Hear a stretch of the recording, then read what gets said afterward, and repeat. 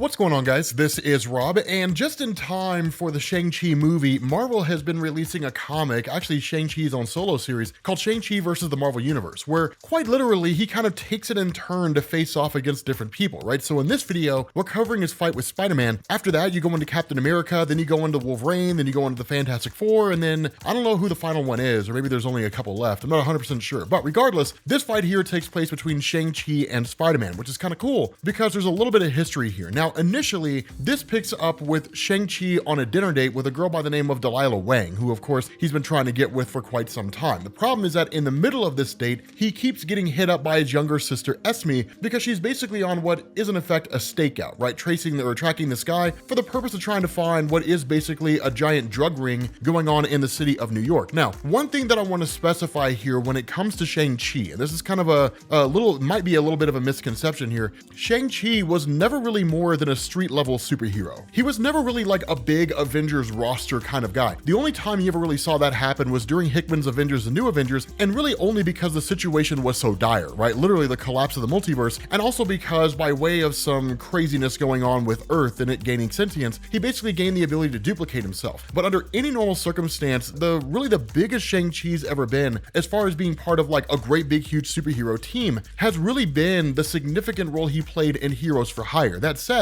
he has kind of been on the Avengers off and on over the years, but again, never really any major notable moments for his character. The big thing about this though is that you actually end up having an instance where Esme just kind of ignores the entire orders given to her by her brother and literally grabs this guy and brings him to the restaurant, like literally throws him against the window, right? Now, one of the things that ends up happening here is Shang-Chi's being referred to as what's called Brother Hand. And the reason why is because he's now the supreme commander of the Five Weapons Society. Now, this is a big deal. The Five Weapons Society, it's actually gone by a bunch of different names over the years, but the Five Weapons Society was the organization founded by Zheng, who's the father of Shang-Chi. Of course, he wasn't originally the father of Shang-Chi. Originally, Shang-Chi's dad was Fu Manchu, but through a combination of Marvel losing the rights and the fact that the character was just rooted in racism, eventually that went away, and it just ended up becoming Zheng instead. But the important thing is his villainous father was the one who ran this entire operation. The fact is that Zheng's been dead for quite some time, and while the death of Zheng really just kind of allowed Shang-Chi to move away from the ongoing conflicts with his father and kind of graduate out into the greater superhero community, what this is doing is actually bringing him back into the fold to where he's now the one that runs his dad's operation. But instead of being the villain that we're familiar with, right, Shang-Chi just kind of being what his dad essentially was, instead he maintains his superhero roots and basically starts using the Five Weapons Society to start taking down all these criminal elements, starting with New York City itself. And so, of course, a big fight breaks out between this guy and Shang-Chi and his sister Esme, and ultimately this guy's defeated quite readily, right? Shang-Chi takes this guy out quick, fast, and in a hurry, only for his sister Esme to find a spider tracker on this guy's foot, and then Spider-Man arrives. Now, the funny thing about this is Peter Parker has been basically tracking down or locating a weapons ring in the city of New York itself. Now,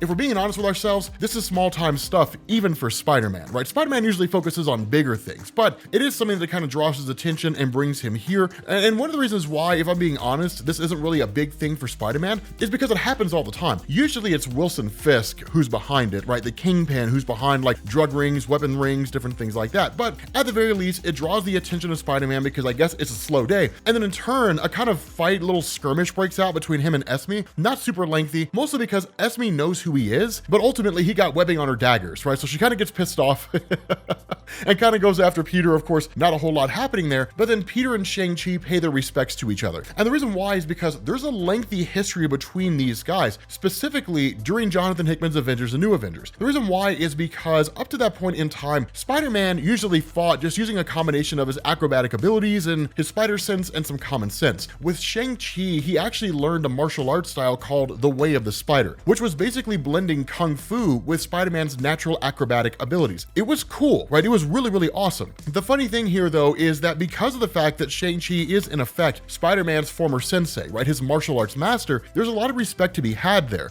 And so the result of this is that Spider-Man actually approaches him and says, hey, like, I'm hunting a weapons ring, you're hunting a drug ring, this is New York.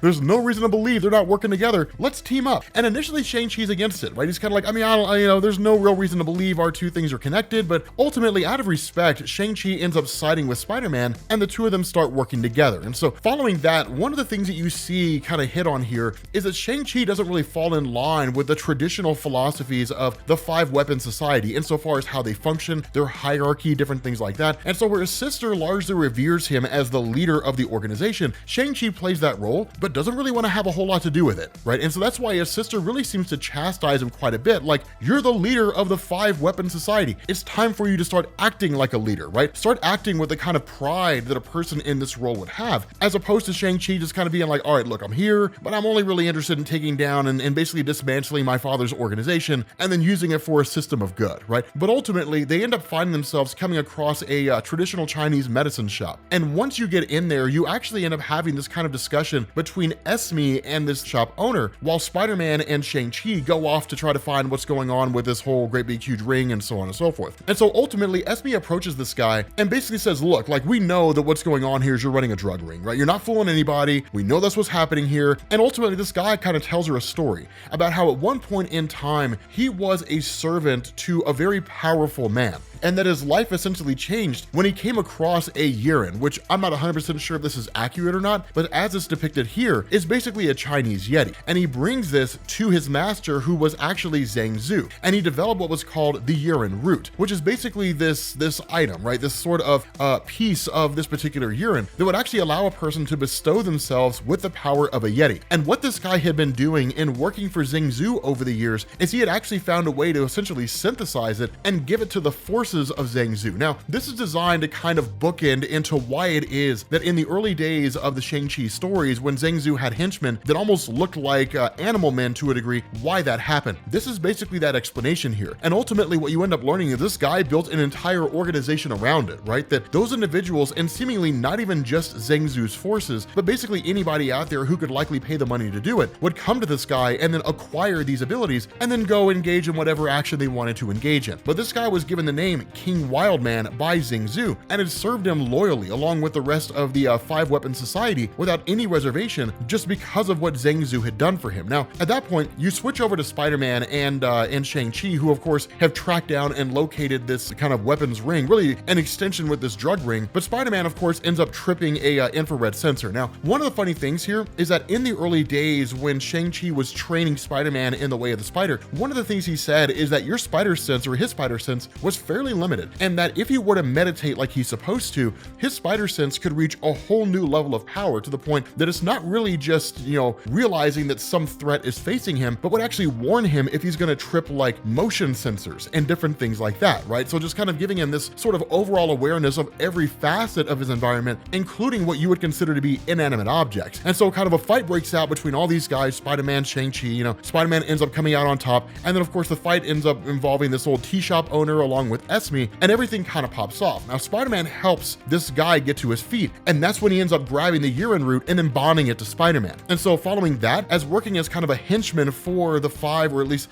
for what would be Zheng really on behalf of this shop owner, Spider-Man ends up attacking Shang-Chi. Now, this is kind of a cool little fight. It's not lengthy. It's not a super long fight, honestly, because it doesn't need to be, but it is a bit of a cool fight here. And the reason why is because it's designed to showcase the power of Shang-Chi. When it comes to Shang-Chi himself, he doesn't really have any traditional abilities, right? He's not like the Iron Fist Danny Rand, where he can focus all of his chi energy into like a glowing fist and punch through seemingly anything, right? It's not really like that. Instead, it's just an incredible knowledge of martial arts. But one of the things that makes Shang-Chi so capable is that in the greater pantheon of fighters in Marvel Comics, the only person I would really say is more capable than this guy would be Taskmaster. And only because of the fact that Taskmaster can basically watch Shang-Chi fight, which he's done, and then basically copy his fighting style, to the point that he can actually predict what Shang-Chi is going to do before he does it. It's what makes Taskmaster so capable. But Captain America, Spider-Man, all those guys, they would all fall before the power of Shang-Chi. That's just how capable he is. And so when this fight happens, despite the fact that Spider-Man has been amped up in terms of his capabilities, he's stronger, he's faster, right? He's just far more dangerous. Shang's still able to basically outmaneuver him. Now, a lot of this is really just because of the fact that Spider-Man probably seems to be fighting mindless here, right? There doesn't really seem to be a whole lot of Peter Parker's mind in here because he's being controlled. Now, again, a lot of this I think is based off his experience fighting both against and alongside Peter Parker, in terms of him having been a member of the superhero community and having been the instructor of Peter, teaching him the way of the spider. So he's really familiar, very intimately familiar with all the different weaknesses that Peter Parker has in terms of his fighting style. When you combine that with the fact that Peter's fighting mindlessly, well, this fight was over before it even started.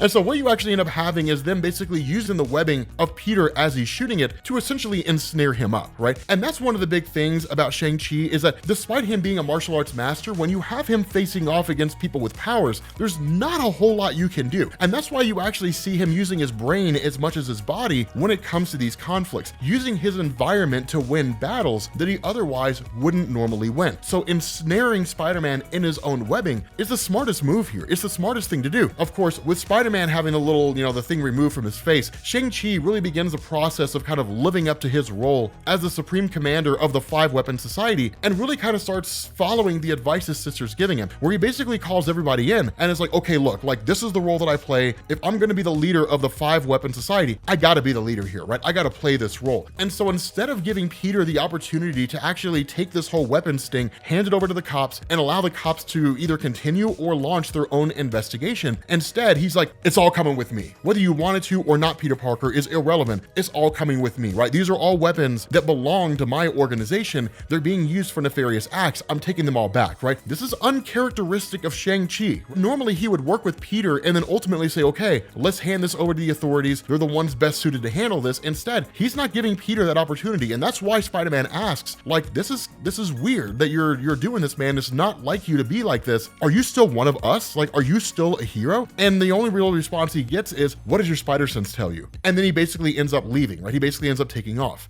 And so again, it's kind of a wonky thing because you do get a little bit of a kind of backup feature here where this old tea shop owner is kind of met by a mysterious figure who's like, yes, I know that Shang-Chi dismantled your entire operation overnight, even though it took you years to build it up, but I've got an offer for you, King Wildman, right? So we don't know who that guy is, but let me know if you guys are interested in seeing the rest of this, right? Shang-Chi fighting Captain America, Shang-Chi fighting Wolverine, which is a pretty cool fight, ultimately fighting the Fantastic Four to whatever end this happens to be. But let me know if you guys are interested in seeing this, right? With that being said, guys, we're gonna bring this to an end. Let me know if you guys enjoyed this, and I will catch you all later.